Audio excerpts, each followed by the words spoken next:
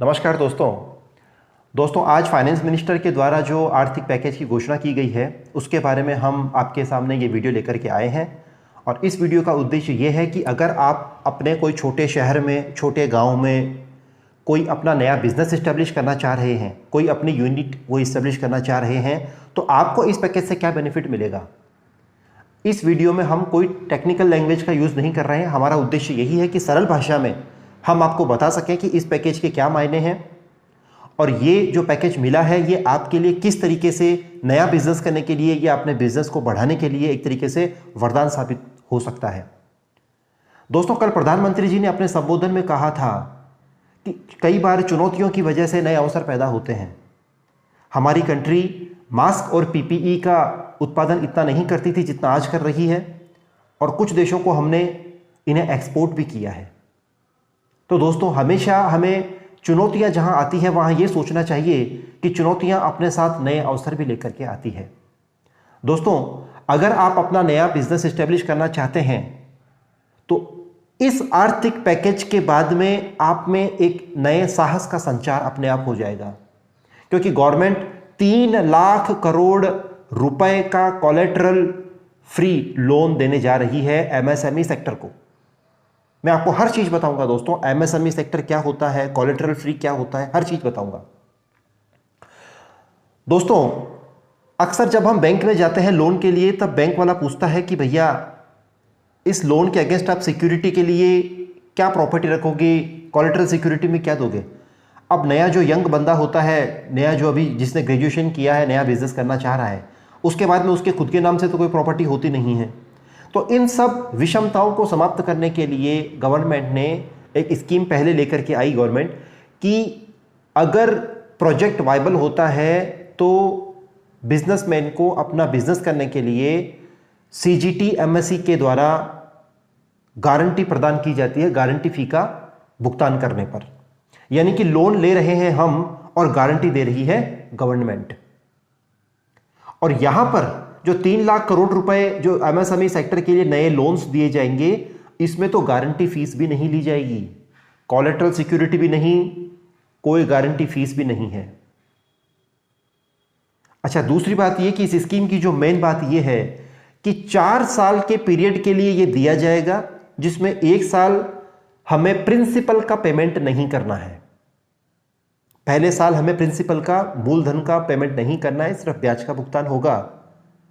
और ये जो स्कीम है इससे वर्तमान में जो यूनिट्स हैं करीब 45 लाख यूनिटों को बेनिफिट इसमें मिलने वाला है। यानी कि अगर आप वर्तमान में अपना व्यवसाय कर रहे हैं, मैन्युफैक्चरिंग या सर्विस सेक्टर से आप रिलेटेड हैं, तो आप इस स्कीम का बेनिफिट उठा सकते हैं। तो ये तो हुई दोस्तों। अच्छा, ये जो स्कीम है इसका बेनिफिट आप 31 अक्टूबर 2020 तक ले सकते हैं। यानी कि आपको अगर इस स्कीम का बेनिफिट लेना है तो आपको 31 अक्टूबर 2020 तक एप्लीकेशन देनी होगी। यानी कि आप अगर अपना एक्सिस्टिंग कोई बिजनेस कर रहे हैं तो उसके लिए आपके पास में ये एक बहुत ही अच्छा अवसर है कि आप 31 अक्टूबर तक एप्लीकेशन दीजिए, आपको कोलेटरल फ्री लोन मिलेगा। दोस्तों, इसके पीछे सरकार की मंशा क्या है? इसके पीछे सरकार की मंशा है कि छोटे शहरों में, गांवों में, एमएसएमई सेक्टर में करोड़ों लोगों को रोजगार मिला हुआ है और बेरोजगारी दूर करने के लिए, सेल्फ एम्प्लॉयमेंट जनरेट करना सरकार के लिए सबसे बड़ी चुनौती होती है। और इसी चुनौती को पूरा वो कर रही है ये पैकेज देकर के। एमएसएमई सेक्टर को मजबूत करने के लिए ये पैकेज की घोषणा की गई है। दूसरा जो पैकेज घोषित किया गया वो ये था कि अगर हम एक्सिस्टिंग बिजनेसमैन हैं बट हमारा जो बोरोइंग अकाउंट है, हमने जो लोन लिया था वो अगर एनपीए हो गया है, स्ट्रेस कैटेगरी में चला गया है, तो उस कैटेगरी में भी एमएसएमई सेक्टर को राहत प्रदान सरकार के द्वारा इसमें की गई है। और करीब 2 लाख एमएसएमई जो होगी वो इससे प्रभावित होगी। और इस फंड को जो है सबऑर्डिनेट डेब्ट फंड कहा गया है। उसके बाद में दोस्तों बात करते हैं कि एक इक्विटी इन्फ्यूजन का भी पैकेज गवर्नमेंट के द्वारा लाया गया है कि जो एमएसएमई बहुत ही अच्छा ग्रोथ ओरिएंटेड है, जिनका मार्केट में डिमांड अच्छा है, जो अच्छा परफॉर्म कर रहे हैं, उनके लिए गवर्नमेंट ने 50,000 करोड़ रुपए के पैकेज की घोषणा यहां पे की है। अब बात करते हैं कि साहब ये एमएसएमई क्या है। दोस्तों, MSME micro, small and medium enterprises होता है। पहले मैन्युफैक्चरिंग सेक्टर और सर्विस सेक्टर दोनों के अलग अलग क्राइटेरिया थे, लेकिन आज की ही प्रेस कॉन्फ्रेंस में फाइनेंस मिनिस्टर ने कहा है कि अब इस क्राइटेरिया को हमने एक कर दिया है। मैन्युफैक्चरिंग सेक्टर और सर्विस सेक्टर दोनों के लिए सेम ही क्राइटेरिया रहेगा, चाहे इन्वेस्टमेंट को लेकर के हो या चाहे टर्नओवर को लेकर के हो। तो दोस्तों, अगर माइक्रो इंडस्ट्री की बात करें तो जहां पहले इन्वेस्टमेंट की लिमिट 10 लाख रुपए की थी सर्विस सेक्टर के लिए और मैन्युफैक्चरिंग के लिए 25 लाख की थी, उसको बढ़ा करके 1 करोड़ कर दिया गया है।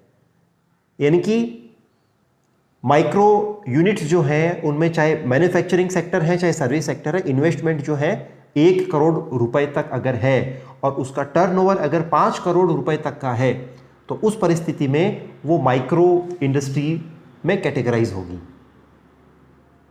जहां तक स्मॉल इंडस्ट्रीज की बात आती है दोस्तों, तो इसमें इन्वेस्टमेंट का जो लिमिट है वो 10 करोड़ रखा गया है और जो टर्नओवर का लिमिट है वो 50 करोड़ रुपए रखा गया है।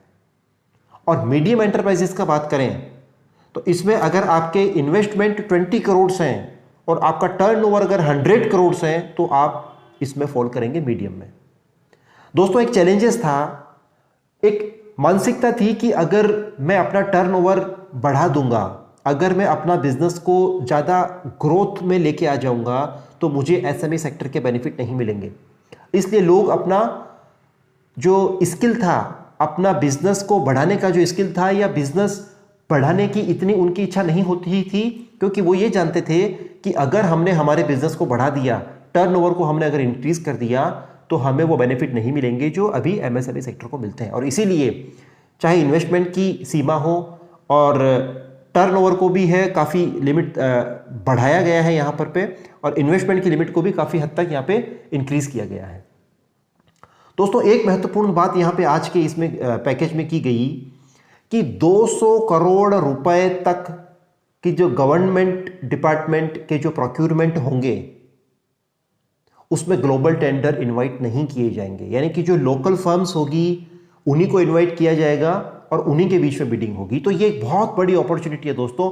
अगर आप अपना नया व्यवसाय कर रहे हैं या अगर आप एक्सिस्टिंग यूनिट्स हैं, तो अभी तक आपको गवर्नमेंट प्रोक्यूरमेंट में जब आप बोली लगाते थे तब आपको विदेशी कंपटीटर के साथ में भी कंपटीशन में भाग लेना पड़ता था। लेकिन अब 200 करोड़ रुपए तक के जो प्रोक्यूरमेंट होंगे उनके ऊपर ग्लोबल टेंडर नहीं होगा।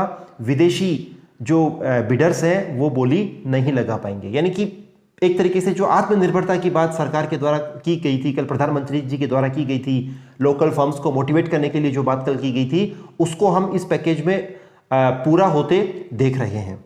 एक बहुत बड़ा अनाउंसमेंट ये किया गया, अक्सर लोगों की शिकायतें थी कि सर हम काम कर देते हैं लेकिन हमें पेमेंट टाइम पे नहीं मिलता है। तो गवर्नमेंट ने ये कहा है कि अगर आपने कोई गवर्नमेंट का काम किया है तो हम आपको 45 डेज में आपका जो भी ड्यूज होगा वो हम क्लियर कर देंगे। एमएसएमई सेक्टर का जो ड्यूज होगा वो क्लियर कर देंगे। अच्छा, कॉन्ट्रैक्टर्स के लिए यहाँ पे बहुत बड़ी राहत की बात ये आई है कि उनको जो कॉन्ट्रैक्ट जिस डेट को पूरा करना था उसको 6 महीने उन्होंने एक्सटेंड किया गया, क्योंकि कोरोना की वजह से लॉकडाउन रहा है, डिस्टर्बेंस रहा है, मटेरियल का, लेबर का, सबका प्रॉब्लम रहा है, कहीं कुछ इलाकों में कर्फ्यू रहे हैं। तो 6 महीने का एक्सटेंशन उनको काम पूरा करने के लिए दिया गया है और साथ ही साथ जितना परसेंटेज उन्होंने अपना वर्क पूरा कर दिया उसके अकॉर्डिंग कुछ प्रोपोर्शनेट में उनको जो बैंक गारंटी उन्होंने दी थी उसको रिलीज करने के प्रावधान भी यहाँ पे किए गए हैं। यानी कि ये जो पैकेज है इसमें कुल मिलाकर के जो भी हमने स्कीम्स देखी हैं, जो भी अनाउंसमेंट इसमें हुए हैं, सारी अनाउंसमेंट का टारगेट ये था कि पब्लिक के पास में, एम्प्लॉयर के पास में, एम्प्लॉय के पास में नकदी रहे, लिक्विडिटी रहे, पब्लिक को लिक्विडिटी की प्रॉब्लम ना हो। क्योंकि अभी गवर्नमेंट ये चाह रही है कि जब आम आदमी के पास में लिक्विडिटी आएगी तभी वो डिमांड जनरेट कर पाएगी। जब तक आम आदमी के हाथ में, आम आदमी के पॉकेट में पैसा नहीं रहेगा तब तक डिमांड जनरेट नहीं हो सकती, और जब तक डिमांड जनरेट नहीं होगी तब तक इंडस्ट्री डेवलप नहीं होगी। तो दोस्तों, ये कुछ मेजर अनाउंसमेंट हैं एमएसएमई सेक्टर को लेकर के। एक इन्होंने बहुत अच्छी बात यह कही कि कुछ हमारे व्यापारी भाई जो है वो एग्जीबिशन में, ट्रेड फेयर्स में शामिल होते थे और अपना माल बेचते थे, माल की प्रदर्शनी लगती थी, चाहे अपने जैसे मार्बल का है तो उनको स्टोन का एक अलग फेयर लगता था, ज्वेलर्स के लिए अलग फेयर लगता था, तो वो अब कोरोना की वजह से नहीं लग रहे। तो इसके लिए उन्होंने जो है ई मार्केटिंग जो है लिंकेज उनको प्रोवाइड किया जाएगा ताकि वो अपने माल को बेच सकें।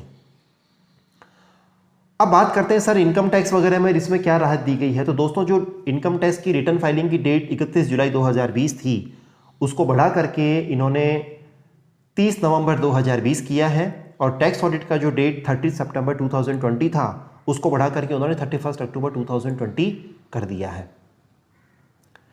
इसके अलावा अगर हम बात करें अलग अलग सेक्टर्स की, तो जो डिस्कॉम है, बिजली वितरण कंपनियां हैं, उनमें करीब 94,000 करोड़ रुपए का ड्यूज हैं। पावर जनरेशन कंपनियां, उनमें 94,000 करोड़ रुपए मांगती है, तो गवर्नमेंट ने इनको 90,000 करोड़ रुपए की राहत प्रदान की है, और ये पावर फाइनेंस कंपनी और आरएफसी के द्वारा दिया जाएगा। और ये भी जो बेनिफिट इनको तब दिया जाएगा जब ये इस पैसे का, इस रिबेट का जो यूटिलाइजेशन है वो एंड यूजर तक देंगे, यानी कि कंज्यूमर तक अगर वो बेनिफिट देते हैं तो आरएफसी और पीएफसी के द्वारा इनको जो है ये राहत प्रदान की जाएगी। दोस्तों रेरा को लेकर के जहां तक बात आती है तो गवर्नमेंट ने ये बोला है कि अर्बन डेवलपमेंट मिनिस्ट्री के द्वारा एक एडवाइजरी दी जाएगी हर स्टेट गवर्नमेंट को कि जो भी रियल एस्टेट डेवलपर हैं, जो भी बिल्डर्स हैं, तो उनको शो मोटो उनके जो प्रोजेक्ट्स हैं उनकी कंप्लीशन डेट को एनहांस किया जाए, उनके रजिस्ट्रेशन का जो पीरियड है उसको भी एनहांस किया जाए, और इसके लिए कोई सेपरेट एप्लीकेशन उनको लगाने की आवश्यकता नहीं रहेगी। शो मोटो ये सब होगा, और रेरा की जो अथॉरिटी होगी उनको फ्रेश रजिस्ट्रेशन सर्टिफिकेट इशू करेगी। इसके अलावा रोज अखबारों में आता है कि एनबीएफसी सेक्टर की हालत बहुत ज़्यादा गंभीर है, नॉन बैंकिंग फाइनेंशियल कंपनीज की हालत बहुत ज़्यादा गंभीर है। तो इसके लिए भी सरकार ने उनको एक फंड जो है वो रिलीज़ किया है। और एनबीएफसी की जहाँ तक हम बात करें दोस्तों, तो इसमें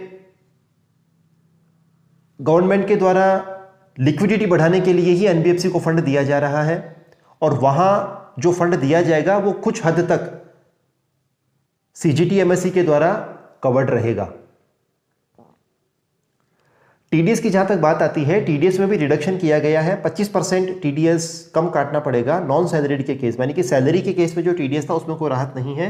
नॉन सैलरीड जो टीडीएस है, जैसे कॉन्ट्रैक्टर हैं, प्रोफेशनल फीस हैं, रेंटिंग है, इनके ऊपर जो भी रेट्स हैं उसका 25% कम रेट पे अब जो है हमें टीडीएस डिडक्ट करना, और इसके पीछे भी यही मंशा है कि अधिक से अधिक पैसा जो है वो पब्लिक के पास में रहे। तो दोस्तों ये कुछ मेजर अनाउंसमेंट है, और विवाद से विश्वास स्कीम को भी बढ़ा करके उन्होंने 31 दिसंबर 2020 किया है, और कोई एडिशनल अमाउंट उसमें पे नहीं करना है, और भी बहुत सारी स्कीम्स इसमें हैं।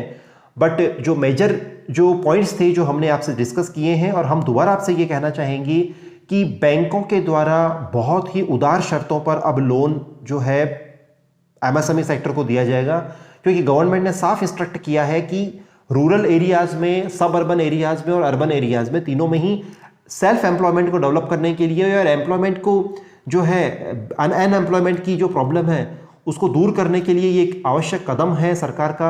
ये पैकेज इसीलिए लाया गया है कि लघु उद्योगों को प्रोत्साहन मिले, छोटे उद्योगों को प्रोत्साहन मिले, जो मैन्युफैक्चरिंग यूनिट्स है वो अपना काम वापस से सुचारू रूप से करे और किसी तरह की उनको प्रॉब्लम ना हो।